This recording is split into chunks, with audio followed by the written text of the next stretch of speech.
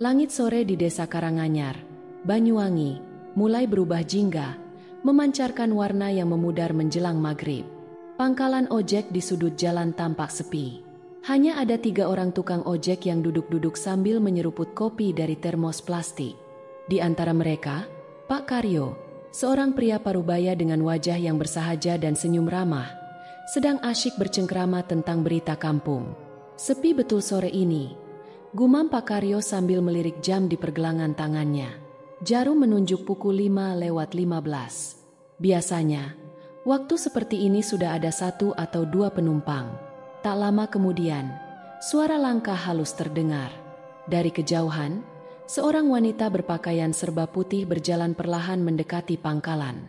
Pak Karyo langsung duduk lebih tegak, mengira ini penumpang yang ditunggu-tunggu. Namun, semakin dekat wanita itu, semakin ia merasa ada sesuatu yang aneh.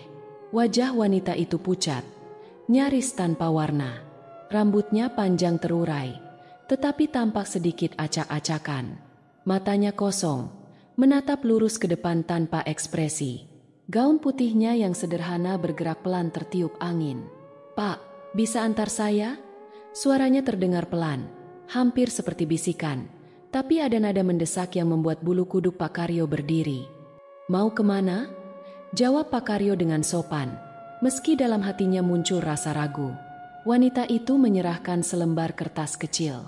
Di atasnya tertulis sebuah alamat yang asing bagi Pak Karyo. Tulisan itu samar, seakan tinta di atasnya mulai pudar.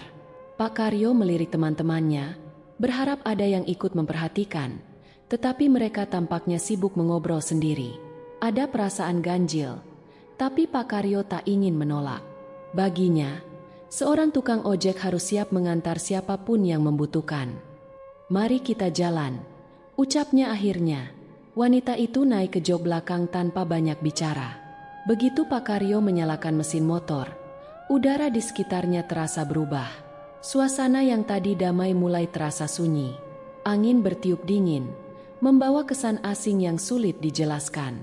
Pak Karyo mencoba mengabaikan perasaan itu. Dengan keyakinan penuh, ia memutar gas dan membawa motornya perlahan keluar dari pangkalan.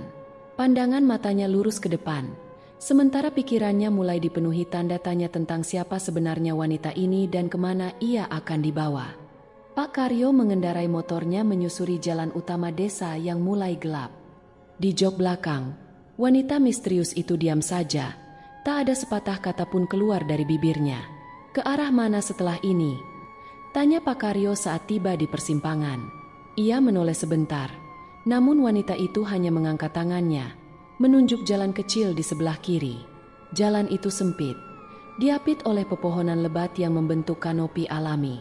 Pak Karyo sempat ragu. Jalan setapak itu terlihat jarang dilalui kendaraan, dengan permukaan tanah yang mulai ditumbuhi rumput liar. Namun, wanita itu tetap diam, seolah yakin bahwa itu adalah jalannya. Semakin jauh mereka masuk, suasana berubah drastis. Suara jangkrik dan serangga malam yang biasanya mengiringi perjalanan di pedesaan menghilang.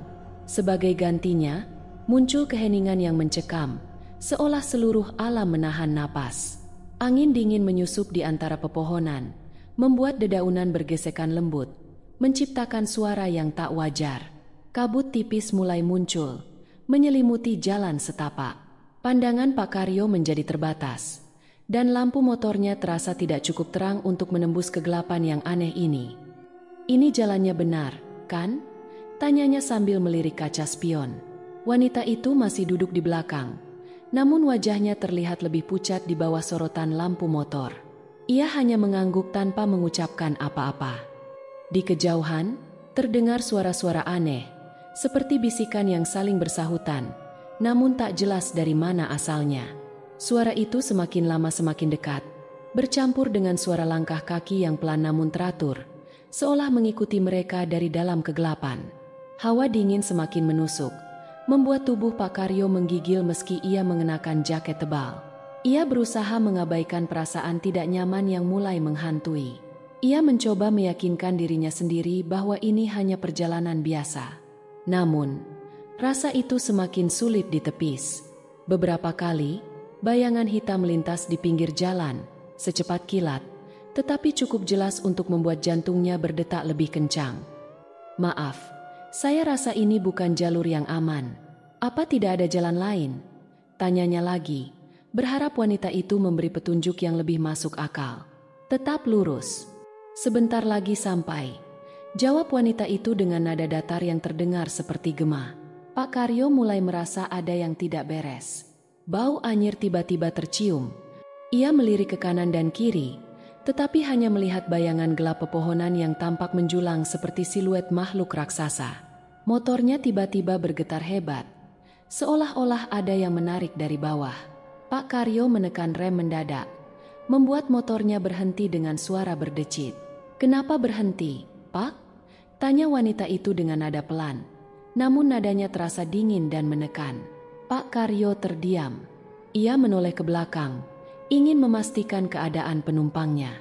Namun, yang ia lihat membuat darahnya berdesir kencang. Wanita itu tidak lagi duduk dengan posisi wajar.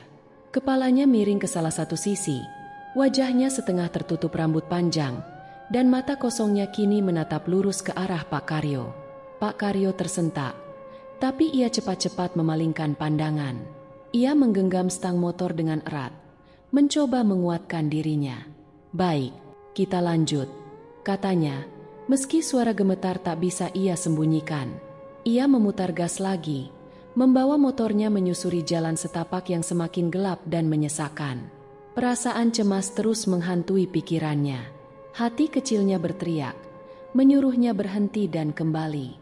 Namun, tanggung jawab sebagai tukang ojek memaksanya terus melaju, tak peduli apa yang ada di ujung jalan ini. Pak Karyo terus melaju dengan motor tuanya, menembus kabut yang semakin tebal. Jalan setapak itu kini berubah menjadi lebih sempit dan berbatu. Di sekitarnya, pepohonan yang tadi terlihat seperti raksasa kini semakin menyerupai sosok-sosok aneh dengan dahan yang seakan melambai pelan, seolah ingin meraih sesuatu. Suara bisikan yang sebelumnya samar kini terdengar lebih jelas, seperti panggilan halus dari balik kegelapan. "Pak, berhenti di sini." Suara wanita itu tiba-tiba memecah keheningan, membuat Pak Karyo nyaris kehilangan kendali motornya. Ia menghentikan motor dan menoleh ke arah yang ditunjuk wanita itu. Di depan mereka, berdiri sebuah gerbang tua. Gerbang itu terbuat dari kayu lapuk, dengan ukiran-ukiran aneh yang tak pernah dilihat Pak Karyo sebelumnya. Dua tiang kayunya dipenuhi lumut hijau tebal, dan di atasnya ada lengkungan berbentuk setengah lingkaran dengan tali-tali usang yang bergelantungan. Pak Karyo menelan ludah. Hatinya semakin tidak tenang. Ia merasa gerbang itu bukan tempat biasa. Udara di sekitarnya pun terasa lebih berat, seperti ada sesuatu yang menahan langkahnya. "Apa ini tempatnya?" tanyanya dengan suara lirih. Wanita itu turun dari motor. Gerakannya begitu halus hingga nyaris tak terdengar. Ia berjalan mendekati gerbang, lalu berbalik menghadap Pak Karyo. "Kita harus melewati ini," ucapnya singkat, sambil memberi isyarat agar Pak Karyo mengikutinya. Pak Karyo merasakan tubuhnya bergetar. Ada sesuatu yang janggal pada gerbang itu, seolah-olah di baliknya ada dunia yang berbeda. Namun, ia tak punya pilihan lain. Ia menyalakan kembali motornya, lalu perlahan melintasi gerbang tersebut. Begitu roda depan motornya melewati gerbang, hawa dingin langsung menyergap tubuhnya. Kabut semakin pekat, membuatnya sulit bernapas. Seketika, suara-suara di sekitarnya berubah. Tidak lagi hanya bisikan, tetapi juga suara tawa kecil yang terdengar menyeramkan, bercampur dengan isakan yang memecah kesunyian. Pak Karyo menghentikan motornya lagi, mencoba memahami apa yang terjadi. Di balik gerbang, pemandangan yang ada benar-benar berbeda. Ia tidak lagi berada di jalan setapak yang dikelilingi pepohonan, melainkan di sebuah tempat yang luas dan terang, namun terasa asing. Di hadapannya, ada sebuah pasar yang sangat ramai. Tapi bukan pasar seperti yang biasa ia lihat. Para pedagang di sana memiliki wujud yang mengerikan. Ada yang tubuhnya transparan hingga tulang-tulangnya terlihat jelas. Ada yang setengah manusia setengah hewan, dan ada pula yang wajahnya seolah tanpa bentuk. Barang dagangan mereka pun tak kalah aneh. Ada buah-buahan berwarna hitam pekat yang mengeluarkan asap tipis, kain-kain yang bergerak seperti hidup, hingga benda-benda tak lazim yang tak bisa dijelaskan. Aroma di tempat itu juga sangat menyengat, campuran antara bau anyir dan dupa yang menyulut rasa mual. Pak Karyo duduk terpaku di atas motornya, tak mampu berkata-kata. Semua yang ada di depannya melampaui nalar. Ia merasa tubuhnya gemetar hebat, namun wanita misterius itu tetap berjalan dengan tenang, seolah sudah biasa berada di tempat tersebut. Ini di mana? Akhirnya Pak Karyo memberanikan diri bertanya, meski ia sudah tahu jawabannya takkan membuatnya lega. Ini pasar setan, jawab wanita itu singkat, tanpa menoleh sedikit pun. Jantung Pak Karyo berdegup kencang. Kakinya terasa kaku, sementara tangannya mencengkeram stang motor dengan erat. Sebuah kesadaran mulai merayapi pikirannya. Ia telah melewati batas antara dunia manusia dan dunia gaib. Sementara itu, wanita misterius itu perlahan menghilang di tengah keramaian pasar, meninggalkan Pak Karyo sendirian di tempat yang sama sekali tidak ia kenal. Pak Karyo menatap sekeliling dengan perasaan yang bercampur antara takut dan tidak percaya. Pasar itu begitu ramai, penuh dengan aktivitas. Namun semakin lama ia memperhatikan, semakin ia merasa janggal. Tidak ada satupun manusia seperti dirinya di sana. Semua makhluk yang ia lihat memiliki rupa yang tak lazim, seperti berasal dari dunia mimpi buruk. Suara bising memenuhi udara, seperti dengungan ribuan suara yang bercampur menjadi satu. Para pedagang berteriak menawarkan dagangan mereka. Namun barang-barang yang dijual membuat Pak Karyo bergidik. Ada yang menjual mata manusia di dalam toples kaca, tangan-tangan kecil yang masih bergerak, dan cairan hitam pekat dalam botol yang berbau busuk. Pak Karyo merasa perutnya mual, tapi ia tidak berani bergerak jauh dari motornya. Astagfirullah, apa ini? Gumamnya pelan. Namun suaranya tenggelam di tengah kegaduhan pasar. Di kejauhan, ia melihat makhluk berbadan besar seperti genderuwo tengah memakan sesuatu yang menyerupai kepala kambing. Di sisi lain, sosok wanita dengan wajah setengah terbakar sedang menawarkan kain merah yang tampak hidup, seperti berdenyut dan bergerak di atas meja dagangannya. Pak Karyo mencoba mencari wanita misterius yang tadi menjadi penumpangnya, namun ia tidak melihatnya lagi. Ia turun dari motornya, melangkah pelan ke arah pasar dengan tubuh yang gemetar. Setiap langkah terasa berat, seolah-olah ada sesuatu yang menariknya ke bawah. Ia hanya mendapati tatapan dari beberapa makhluk yang ada di sana. Mata mereka kosong, tapi menyimpan kengerian yang sulit dijelaskan. Pak Karyo terus berjalan, berharap bisa menemukan wanita itu dan meminta penjelasan. Namun, semakin ia melangkah, semakin ia merasa tersesat.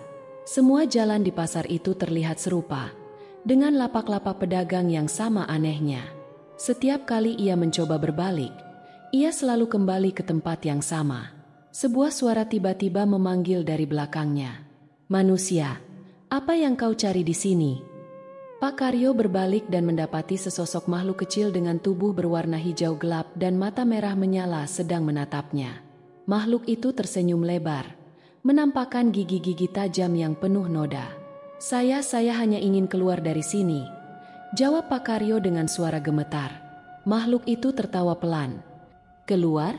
Tidak semudah itu. Manusia, sekali kau masuk, sulit untuk kembali." Pak Karyo merasa lututnya hampir lemas. Ia mencoba tetap tenang, meski rasa takut semakin mencekam. "Tolonglah, saya tidak sengaja masuk ke sini. Saya hanya mengantar seseorang." Makhluk itu mendekat. Matanya berkilat penuh rasa ingin tahu. "Orang yang kau antar tadi? Dia bukan manusia seperti dirimu. Kau telah dibawa ke sini, dan sekarang kau harus menemukan jalan keluarmu sendiri." Pak Karyo hanya bisa terdiam. Suara pasar yang bising di sekitarnya kini terasa semakin menekan, seperti menciptakan kekacauan dalam pikirannya. Ia menyadari bahwa dirinya benar-benar terjebak di tempat ini, dan satu-satunya harapan adalah mencari jalan keluar sebelum semuanya terlambat. Pak Karyo berdiri terpaku di tengah keramaian pasar yang semakin terasa menyesakan. Setiap makhluk di sekelilingnya tampak sibuk dengan urusan masing-masing, namun sesekali ia merasa ada yang mengawasi dari kejauhan. Ia mencoba mengumpulkan keberanian, meski pikirannya dipenuhi kebingungan. "Di mana Anda?" serunya lagi, berharap wanita misterius itu mendengar. Namun, hanya suara hiruk-pikuk pasar yang menjadi jawaban. Ia mengedarkan pandangannya, mencari wajah yang dikenalnya. Namun setiap sudut pasar itu tampak identik. Dengan langkah ragu, Pak Karyo mulai berjalan, menyusuri lorong-lorong pasar yang penuh sesak. Ia melewati lapak-lapak pedagang dengan barang dagangan yang semakin aneh. Ada seorang pria bertubuh kurus dengan kepala menyerupai tengkorak yang menjual buah berbentuk jantung, lengkap dengan denyut nadi yang terlihat jelas. Pak Karyo berusaha tidak memperhatikan terlalu banyak, namun bau anyir dan suara-suara aneh membuatnya sulit mengalihkan pikiran. Jantungnya berdegup kencang, keringat dingin membasahi punggungnya meski hawa di sekitar begitu dingin. Di tengah pencariannya, sebuah tangan tiba-tiba mencengkeram bahunya. Pak Karyo tersentak dan berbalik. Ia mendapati seorang pria berjubah hitam dengan wajah yang sepenuhnya tertutup kain. Suaranya berat dan serak ketika berbicara. "Manusia, apa yang kau lakukan di sini?" "Saya tersesat. Saya hanya ingin pulang," jawab Pak Karyo, berusaha terdengar tenang meski tubuhnya gemetar. Pria berjubah itu mendekatkan wajahnya, hingga Pak Karyo bisa merasakan napasnya yang dingin seperti es. "Pulang? Tidak ada yang pulang dari sini dengan mudah. Kau harus menemukan jalannya sendiri, atau kau akan terjebak di sini selamanya." Pak Karyo merasa darahnya berdesir. "Tolong, tunjukkan jalan keluarnya. Saya benar-benar tidak tahu harus kemana." Pria berjubah itu tertawa kecil. Suaranya menggema. "Kau mencari jalan keluar, tapi kau hanya berjalan berputar-putar. Pasar ini tidak seperti yang kau pikirkan. Manusia, tempat ini hidup. Ia akan menyesatkanmu, kecuali kau bisa mematahkan aturannya." "Mematahkan aturan?" Pak Karyo bertanya dengan bingung. Pria berjubah itu tidak menjawab. Ia hanya menunjuk ke arah lorong yang gelap di ujung pasar, lalu perlahan menghilang, seolah ditelan kabut. Pak Karyo merasa merinding, tapi ia tahu ia tidak punya pilihan lain. Ia melangkah menuju lorong itu, yang tampak lebih sunyi dibanding bagian pasar lainnya. Tidak ada pedagang, tidak ada keramaian, hanya gelap yang menyelimuti. Namun, setiap langkah terasa semakin berat, seperti ada sesuatu yang menahannya untuk terus maju. Suara seseorang tiba-tiba terdengar dari kejauhan, membuat Pak Karyo berhenti. Ia berbalik dan melihat sesosok pria tua berjanggut putih, duduk di atas sebuah tikar kecil di salah satu sudut pasar. Pria tua itu memandangnya dengan mata yang tajam namun penuh kebijaksanaan. "Kau tidak akan menemukan jalan keluar tanpa bantuan. Datanglah ke sini," ucap pria itu. Pak Karyo ragu sejenak, namun akhirnya mendekat. Pria tua itu menatapnya dengan dalam, seolah bisa membaca setiap pikiran di kepalanya. "Jika kau ingin keluar dari tempat ini, kau harus memahami satu hal," kata pria itu pelan. "Jangan percaya apapun yang kau lihat di sini, dan jangan pernah menoleh ke belakang, apapun yang terjadi." Pak Karyo terdiam. Kata-kata pria itu membuat bulu kuduknya berdiri, tapi ia tahu ia tidak memiliki pilihan lain. "Bagaimana saya bisa keluar?" tanyanya dengan suara pelan. Pria itu tersenyum samar, lalu mengulurkan tangannya yang keriput. "Ikuti arah bayangmu sendiri, bukan arah yang pasar ini tunjukkan. Ingatlah, keberanian dan keimanan adalah kuncimu. Namun, jalan keluar tidak akan mudah. Kau harus siap menghadapi apa yang menunggumu." Pak Karyo mengangguk, meski ia tidak sepenuhnya memahami maksud pria tua itu. Dengan petunjuk tersebut, ia kembali melangkah, meninggalkan pria tua itu yang perlahan menghilang dalam kabut tebal. Ia tahu, perjalanannya baru saja dimulai, dan bahaya yang lebih besar mungkin sedang menantinya di depan. Pak Karyo melangkah perlahan, mengikuti lorong yang ditunjukkan oleh pria berjubah hitam. Suasana di sekitarnya semakin sunyi, hanya terdengar suara napasnya sendiri yang semakin berat. Dinding lorong itu tampak aneh, seperti bernapas dan bergerak pelan, membuat rasa takutnya semakin menjadi. "Jangan menoleh ke belakang," gumamnya, mengingat pesan pria tua tadi. Namun, perasaan bahwa sesuatu sedang mengikutinya membuat kakinya hampir berhenti melangkah. Tiba-tiba, dari kejauhan, muncul sebuah cahaya redup. Pak Karyo mempercepat langkahnya, berharap itu adalah jalan keluar. Saat ia mendekat, ia melihat sebuah gubuk kecil yang terlihat jauh lebih tua daripada apapun yang pernah ia lihat. Atapnya terbuat dari jerami yang hampir runtuh, dengan dinding kayu yang penuh ukiran simbol aneh. Dari dalam gubuk itu terdengar suara gemerisik, seperti seseorang sedang bergerak. Pak Karyo berdiri di depan pintu yang sedikit terbuka, ragu-ragu untuk masuk. Namun, sebelum ia sempat mengetuk, suara lembut namun dalam terdengar dari dalam. "Masuklah, manusia. Aku tahu kau mencariku." Pak Karyo terperanjat, tapi ia menuruti suara itu. Ia mendorong pintu kayu yang berat dan melangkah masuk. Di dalam gubuk, suasananya terasa berbeda. Di tengah ruangan, duduklah sesosok makhluk yang sulit dideskripsikan. Ia tampak seperti seorang wanita tua, namun kulitnya berwarna abu-abu pucat, dengan rambut panjang yang menjuntai hingga lantai. Matanya berkilauan seperti berlian hitam, penuh dengan kebijaksanaan dan misteri. "Kau tersesat, bukan?" tanya wanita itu sambil tersenyum tipis. Pak Karyo mengangguk pelan. "Saya ingin pulang, tapi saya tidak tahu harus bagaimana." Wanita itu mengamati Pak Karyo dari ujung kepala hingga kaki, lalu mengangguk pelan. "Dunia ini bukan untukmu. Kau adalah tamu yang tidak diundang, dan pasar ini tidak akan membiarkanmu pergi begitu saja. Namun, aku bisa membantumu." Pak Karyo merasa ada secercah harapan. "Tolonglah, saya hanya ingin kembali ke rumah." Wanita itu mengangkat satu tangannya, dan dari telapak tangannya muncul cahaya kecil yang perlahan membentuk simbol aneh di udara. "Untuk kembali ke duniamu, kau harus melalui ujian yang telah ditetapkan. Pasar ini memiliki aturan, dan kau harus membuktikan bahwa kau layak untuk kembali." Pak Karyo menelan ludah. "Apa yang harus saya lakukan?" Wanita itu tersenyum, namun senyumnya terasa dingin. "Ada 3 ujian yang harus kau lewati. Ujian keberanian, keimanan, dan keikhlasan. Setiap ujian akan menguji hatimu, dan jika kau gagal, kau akan terjebak di sini selamanya." Pak Karyo merasa tubuhnya gemetar, tapi ia tahu ia tidak memiliki pilihan lain. "Saya akan melakukan apapun untuk bisa kembali." Wanita itu mengangguk. "Baiklah, tapi ingat, jangan pernah melupakan siapa dirimu dan dari mana kau berasal. Dunia ini akan mencoba menipumu, memanipulasi pikiranmu. Kau harus tetap kuat." Wanita itu kemudian mengangkat tangannya sekali lagi, dan sebuah pintu kecil muncul di dinding gubuk. Cahaya aneh keluar dari celah pintu itu, membuat Pak Karyo merasa waspada. "Masuklah, di balik pintu itu, ujianmu akan dimulai," kata wanita itu dengan suara tenang. Pak Karyo menatap pintu itu dengan perasaan campur aduk. Namun, ia tahu ia tidak bisa mundur lagi. Dengan keberanian yang tersisa, ia melangkah ke depan, membuka pintu, dan memasuki kegelapan di baliknya. Pak Karyo melangkah masuk ke dalam pintu, dan seketika ruangan di baliknya berubah menjadi hutan gelap.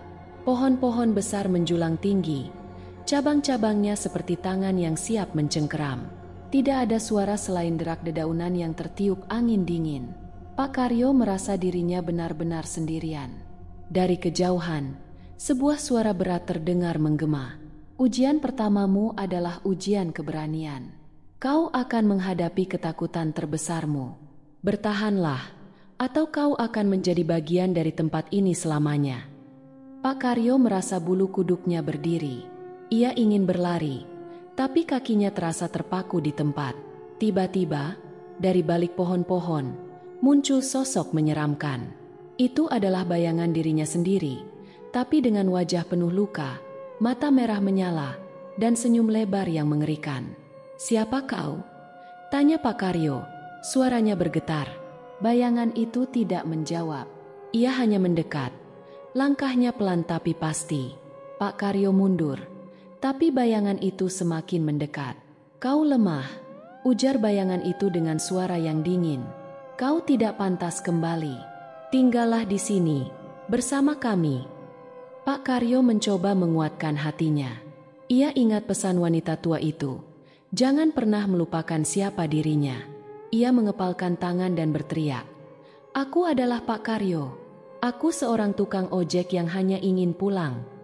Teriakannya menggema, dan bayangan itu perlahan memudar. Hutan di sekitarnya berubah menjadi terang. Suara berat itu terdengar lagi. Ujian keberanianmu selesai, tapi perjalananmu belum usai. Pak Karyo melanjutkan langkahnya. Ia kini tiba di sebuah jembatan gantung yang menggantung di atas jurang gelap. Di ujung jembatan, ada sosok perempuan berbaju putih yang tampak seperti wanita misterius yang sebelumnya ia antar. Perempuan itu melambai padanya, memanggil dengan suara lembut. "Kemari, Pak Karyo, aku menunggumu." Namun, sesuatu terasa salah. Pak Karyo merasakan hawa dingin menusuk tulang setiap kali perempuan itu berbicara. Ia teringat pesan untuk tidak mempercayai apapun di tempat ini. Ia berhenti di tengah jembatan, menatap perempuan itu dengan ragu. "Siapa kau sebenarnya?" tanyanya dengan lantang. Perempuan itu tidak menjawab. Sebaliknya, tubuhnya perlahan berubah. Wajahnya yang semula pucat kini penuh luka, matanya kosong, dan mulutnya menyeringai lebar. "Aku adalah keputusasaanmu. Jika kau ingin hidup, menyerahlah padaku." Pak Karyo gemetar, tapi ia menundukkan kepala, berdoa dengan khusyuk. "Ya Tuhan, lindungi hamba dari godaan ini. Berikan hamba kekuatan untuk terus melangkah." Saat ia selesai berdoa, suara perempuan itu berubah menjadi raungan melengking. Sosoknya menghilang, dan jembatan di bawah kaki Pak Karyo terasa kokoh kembali. Ia berhasil melewati ujian keimanan. Kini, ia tiba di sebuah lapangan terbuka dengan lingkaran cahaya di tengahnya. Di sana, ia melihat seorang anak kecil menangis, memegang boneka usang. Anak itu tampak tersesat, seperti memohon bantuan. Pak Karyo mendekat, merasa iba. "Nak, kau kenapa? Apa yang bisa Bapak bantu?" Anak itu menatap Pak Karyo dengan mata penuh air mata. "Aku kehilangan jalanku. Tolong antarkan aku pulang." Pak Karyo ragu. Waktu semakin menipis. Ia harus menemukan jalan keluarnya sendiri sebelum fajar. Namun, ia tidak tega meninggalkan anak itu. Ia akhirnya mengangkat anak itu ke pelukannya dan berkata, "Baiklah, Nak, mari kita cari jalan pulang bersama." Langkahnya terasa berat, tapi ia tetap melangkah dengan penuh tekad. Saat ia mencapai batas lingkaran cahaya, anak itu menghilang dari pelukannya. Suara lembut terdengar di sekitarnya. "Pak Karyo, kau telah menunjukkan keikhlasanmu. Ujian terakhir telah kau lewati. Kini, carilah gerbang pulangmu sebelum waktu habis." Pak Karyo merasa lega, namun ia tahu perjuangannya belum selesai. Dengan napas tersengal, ia terus melangkah, berharap ia bisa menemukan jalan kembali ke dunia nyata sebelum segalanya terlambat. Pak Karyo melangkah cepat di tengah hutan yang semakin gelap. Waktu terasa berlalu begitu cepat, dan ia tahu fajar hampir tiba. Suara gemerisik dedaunan dan angin yang berbisik semakin kencang, seolah-olah dunia di sekitarnya tidak ingin ia pergi. Ia memandangi sekeliling, mencari tanda-tanda gerbang yang bisa membawanya kembali ke dunia nyata. Namun, yang ia temui hanyalah pepohonan besar yang tampak hidup, mengawasinya dalam diam. Hatinya mulai diliputi rasa putus asa, tapi ia mencoba mengingat pesan wanita bijaksana di gubuk tadi. "Jangan ragu dan tetaplah berjalan. Jangan tergoda oleh apapun yang kau lihat." Tiba-tiba, di kejauhan, ia melihat sebuah cahaya redup. Cahaya itu tampak seperti berasal dari gerbang yang sebelumnya ia lewati. Ia mempercepat langkahnya, tapi jalanan yang ia tempuh justru penuh dengan rintangan. Akar-akar pohon muncul dari tanah, melilit kakinya dan mencoba menghentikannya. Pak Karyo terjatuh, namun ia tidak menyerah. Ia meraih sebuah kayu di dekatnya untuk menyingkirkan akar-akar itu. Dengan susah payah, ia berhasil melepaskan diri dan melanjutkan perjalanan. Saat ia semakin dekat dengan cahaya itu, muncul suara tawa aneh di sekitarnya. Suara itu seperti berasal dari berbagai arah, membuatnya sulit berkonsentrasi. Lalu, muncul sosok-sosok makhluk menyeramkan dari balik pepohonan. Beberapa memiliki wajah yang menyerupai manusia, tapi tubuhnya menyerupai binatang. Mereka melingkarinya, menghalangi jalannya. "Pak Karyo, kau tidak akan bisa pergi dari sini." Salah satu makhluk itu berbicara dengan suara yang berat. Pak Karyo mundur selangkah. "Aku harus pulang. Kalian tidak bisa menghentikanku." Makhluk-makhluk itu tertawa serentak. Suaranya menggema hingga membuat telinganya berdengung. Salah satu dari mereka berkata, "Pak Karyo, tinggallah bersama kami. Dunia ini jauh lebih menarik." Pak Karyo menguatkan hatinya. Ia menutup mata, berdoa dengan khusyuk. Ia tahu makhluk-makhluk ini hanya ingin menguji keteguhannya. Ketika ia membuka matanya kembali, sosok-sosok itu menghilang, menyisakan jalan yang lurus menuju gerbang. Ia berlari sekuat tenaga, meskipun tubuhnya mulai terasa lemah. Udara di sekitar semakin dingin, membuat napasnya terengah-engah. Saat ia tiba di depan gerbang, ia mendapati pintunya mulai tertutup perlahan. Pak Karyo melompat dan berhasil masuk tepat sebelum pintu itu tertutup sepenuhnya. Ia terjatuh ke tanah. Saat ia menoleh, ia melihat gerbang itu menghilang, meninggalkan hamparan tanah kosong yang sepi. Ia tahu ia telah berhasil kembali ke dunia nyata. Pak Karyo duduk di tanah, memandang sekeliling dengan perasaan lega sekaligus tidak percaya bahwa ia telah lolos dari dunia yang menyeramkan itu. Tanpa membuang waktu, ia bangkit dan berjalan menuju pangkalan ojek. Perjalanan itu terasa seperti mimpi, tapi bekas keringat dingin di tubuhnya membuktikan bahwa semua itu nyata. Ia kini hanya ingin kembali ke rumah dan melupakan semuanya. Pagi itu, langit di atas Banyuwangi begitu cerah. Udara dingin masih menyelimuti, tetapi sinar matahari mulai menghangatkan desa yang perlahan hidup kembali. Pak Karyo melangkah lunglai menuju pangkalan ojek. Tubuhnya terasa lelah, dan pikirannya dipenuhi perasaan campur aduk. Saat ia tiba, pangkalan masih sepi. Motor-motor ojek terparkir rapi.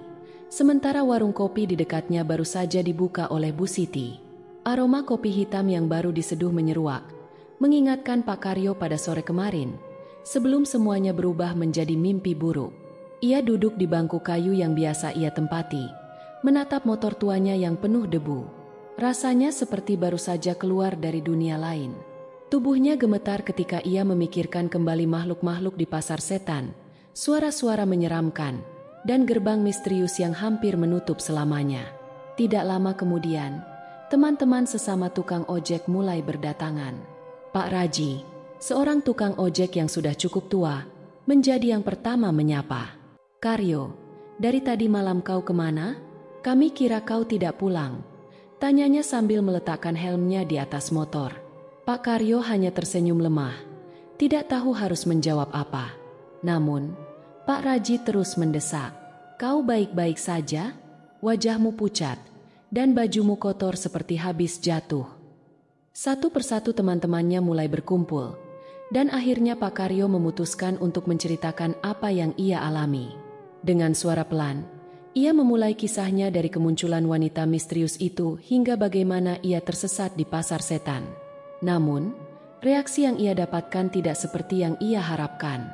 Pak Raji tertawa kecil sambil berkata, "Karyo, kau pasti terlalu lelah, jadi kau bermimpi. Pasar setan? Mana mungkin ada hal seperti itu." Teman-temannya yang lain pun ikut tertawa, menyebut cerita itu hanya hayalan yang muncul karena kantuk atau kelelahan. Ada yang mengira Pak Karyo hanya ingin membuat lelucon untuk menghibur mereka. Pak Karyo tidak membalas. Ia hanya duduk diam, matanya memandang ke kejauhan. Ia tahu apa yang ia alami bukan sekadar mimpi. Rasa dingin dari kabut, suara bising pasar, dan makhluk-makhluk aneh itu terlalu nyata untuk diabaikan. Setelah beberapa saat, ia bangkit dan menyalakan motornya. Ia hanya ingin pulang, beristirahat, dan mencoba melupakan semuanya. Namun, sebelum ia pergi, ia melihat sesuatu yang membuatnya merinding. Di kursi kayu tempat ia biasa duduk, ada sebuah kain putih kecil yang terlipat rapi. Pak Karyo mengenali kain itu sebagai selendang milik wanita misterius yang ia antar semalam. Tangannya gemetar saat mengambilnya, dan aroma wangi bunga melati langsung tercium. Ia tidak mengatakan apa-apa. Ia hanya menyimpan selendang itu di sakunya, menyalakan motor, dan pergi meninggalkan pangkalan. Namun, saat ia melaju, pikirannya terus bertanya-tanya. Siapa sebenarnya wanita itu? Dan mengapa ia memilih Pak Karyo untuk memasuki dunia mengerikan itu? Pagi yang cerah di Banyuwangi terasa begitu kontras dengan kegelapan yang baru saja ia lewati. Namun, Pak Karyo tahu, pengalaman itu telah mengubah dirinya selamanya. Dunia ini menyimpan banyak misteri, dan ia baru saja menjadi saksi dari salah satu misteri yang tidak semua orang bisa pahami. Hari itu berlalu dengan lambat bagi Pak Karyo. Setelah pulang dari pangkalan, ia hanya bisa duduk diam di beranda rumahnya. Selendang putih milik wanita misterius itu ia letakkan di atas meja kecil, seolah menjadi pengingat nyata dari pengalaman yang baru saja ia lewati. Setiap kali ia memandang selendang itu, perasaan ngeri bercampur penasaran kembali menghantuinya. Malamnya, ia mencoba menceritakan pengalaman itu kepada istrinya, Bu Sari. Namun, seperti teman-temannya di pangkalan, Bu Sari pun menganggap cerita itu terlalu aneh untuk dipercaya. "Pak, mungkin itu cuma mimpi buruk. Mungkin juga Bapak terlalu capek," katanya lembut sambil memijat bahu suaminya. Pak Karyo hanya mengangguk pelan. Meski dalam hati ia tahu apa yang ia alami sungguh nyata. Ia bahkan bisa merasakan dinginnya kabut di pasar setan, mendengar suara-suara asing itu, dan melihat gerbang yang membawanya ke dunia lain. Namun, ia memilih untuk tidak memperdebatkannya lagi. Hari-hari berikutnya, Pak Karyo kembali bekerja seperti biasa. Namun, ia tidak pernah lagi menerima penumpang yang meminta diantar ke tempat yang tidak jelas, terutama saat malam hari. Ia juga menjadi lebih pendiam dan jarang bercanda dengan teman-temannya di pangkalan. Ada satu malam ketika ia sedang duduk sendiri di pangkalan, menatap bulan yang bersinar terang di atas langit Banyuwangi. Tiba-tiba, ia mendengar suara pelan dari arah motornya. Suara itu mirip seperti langkah kaki ringan, namun ketika ia menoleh, tidak ada siapapun di sana. Hatinya mencelos ketika ia melihat selendang putih yang sebelumnya ia simpan di rumah, kini tergeletak di atas jok motornya. Padahal ia yakin ia telah meninggalkannya di laci kamar. Aroma melati kembali tercium, membuat bulu kuduknya berdiri. "Siapapun kau, tolong jangan ganggu aku lagi," gumam Pak Karyo dengan suara bergetar. Ia melipat selendang itu, meletakkannya di dalam jaket, dan segera pulang. Sejak saat itu, selendang putih tersebut ia simpan di sebuah kotak kayu kecil, tersembunyi di sudut rumah. Pak Karyo tidak pernah lagi membahas kejadian itu dengan siapapun, tetapi pengalaman tersebut telah mengubah pandangannya tentang dunia. Ia kini percaya bahwa ada hal-hal yang tidak dapat dijelaskan oleh logika manusia, sesuatu yang berada di luar batas pemahaman. Meski waktu terus berlalu, terkadang ia masih merasa seperti sedang diawasi. Setiap kali ia melewati jalan setapak di malam hari, suara bising pasar setan seolah kembali terngiang di telinganya. Namun, ia selalu berusaha untuk tetap tenang, meyakinkan dirinya bahwa semua itu hanyalah bayang-bayang masa lalu. Namun, hingga akhir hayatnya, Pak Karyo tidak pernah tahu siapa sebenarnya wanita misterius itu, mengapa ia dibawa ke dunia mereka, dan apa tujuan dari perjalanan mengerikan itu. Misteri itu tetap menjadi rahasia yang ia bawa hingga napas terakhirnya, menyisakan teka-teki yang tidak akan pernah terpecahkan. Cerita ini mengingatkan kita bahwa dunia ini lebih luas dan lebih misterius daripada yang bisa kita pahami. Kadang, ada hal-hal yang berada di luar jangkauan logika dan hanya bisa dijelaskan oleh pengalaman. Seperti Pak Karyo, kita mungkin pernah merasa tersesat di tengah ketidakpastian, namun yang terpenting adalah bagaimana kita menghadapi ketakutan dan terus berjalan, meski dunia di sekitar kita tampak asing.